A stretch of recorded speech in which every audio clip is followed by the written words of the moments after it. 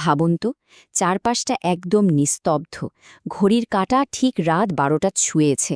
কেমন একটা গা ছমছমে ভাব, তাই না? আজকের এই বিশ্লেষণে আমরা ঠিক এমন এক অদ্ভুত আর ভীতিকর জগতের দরজা খুলতে যাচ্ছি। প্রতিলিপি প্ল্যাটফর্মের এক দারুণ জনপ্রিয় থ্রিলার, রুবেল আহমেদের লেখা মায়া। তো চলুন, ঘরের আলোটা একটু কমিয়ে নিন, কারণ এখন আমরা এক গভীর রহস্যের দিকে পা বাড়াচ্ছি। গল্পের একেবারে শুরুতেই একটা ধাক্কা। শুনুন লাইনটা। গভীর রাতে কোনো মেয়ের চিৎকার শুনে ঘুম ভেঙে যায় আমার। ঘড়িতে তখন ঠিক রাত ১২টা বাজে।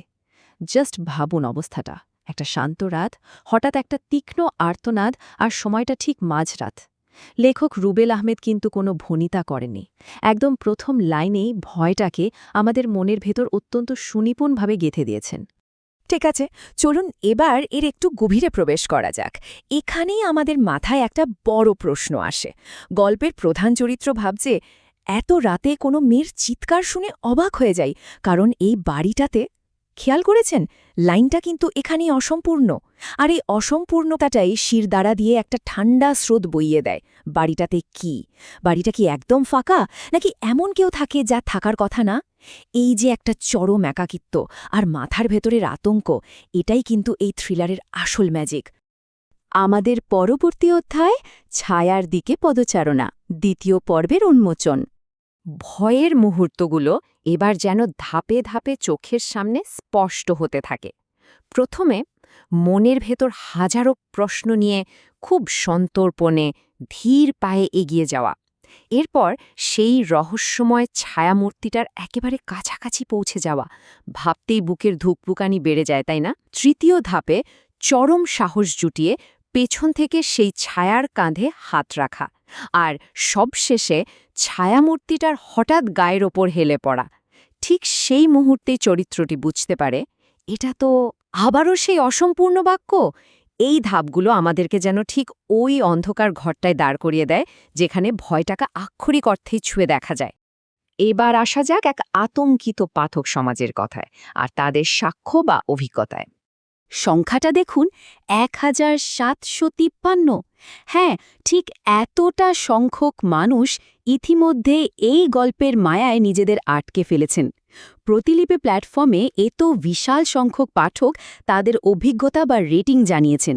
এটা শুধু একটা সংখ্যা নয়, বুঝতেই পারছেন, এটা হলো সেই অসংখ্য মানুষের হিসেব যারা মাঝরাতের এই ভয়ঙ্কর সম্প্রচারের সাক্ষী হয়েছেন। আর সবচেয়ে অবাক করা বিষয়টা কি জানেন? এই রেটিং ৫-এর মধ্যে ৪.৬। সাধারণত এমন চরম আতঙ্কের গল্প মানুষকে একটু অস্বস্তিতে ফেলে দেয়, কিন্তু এখানে ব্যাপারটা পুরো উল্টো। যারাই ভয়ের জগতে ঢোকার সাহস দেখিয়েছেন, তারা গল্পটাকে রীতিমতো প্রশংসায় ভরিয়ে দিয়েছেন।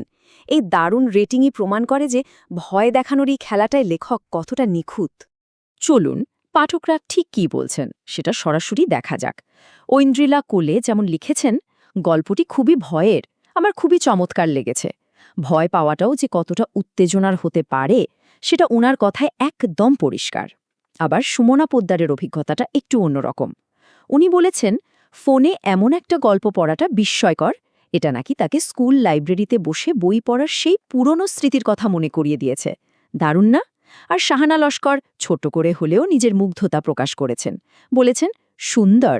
অর্থাৎ এই গল্পটা একই সাথে চরম আতঙ্ক আর বই পড়ার অদ্ভুত এক নস্টালজিয়া দুটোই জাগিয়ে তুলতে পেরেছে। এবার একটু পিছিয়ে এসে দেখা যাক প্রতিলিপি প্ল্যাটফর্মের এই অভূতপূর্ব সাফল্য এবং ভয়ের সারির স্থান। এই আতঙ্কের পুরো ব্লুপ্রিন্ট একবার খেয়াল করুন। লেখক হলেন রুবেল আহমেদ। গল্পের ধরন পুরোপুরি ভয়, সাসপেন্স আর থ্রিলার। প্ল্যাটফর্ম হিসেবে রয়েছে প্রতিলিপি।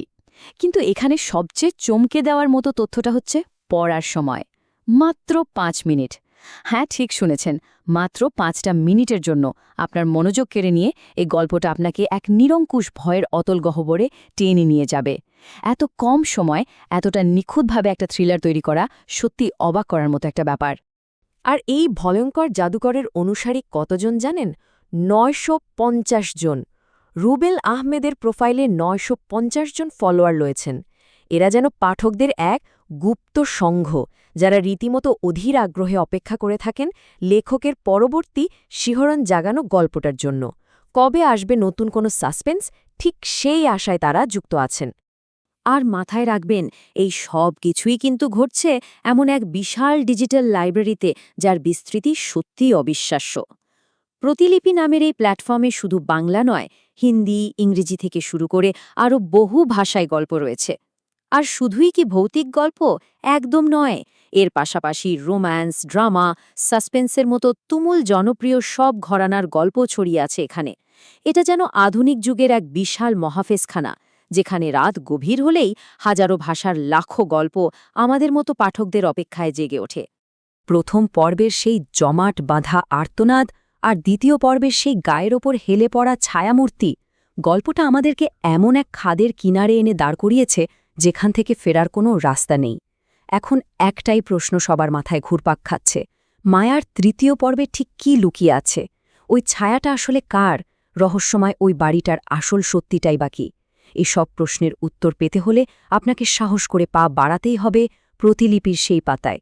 রাতের নিস্তব্ধতা আর মায়ার এই ভয়ঙ্কর রহস্য, সেটা সবে তো শুরু হলো। সাবধানে থাকবেন।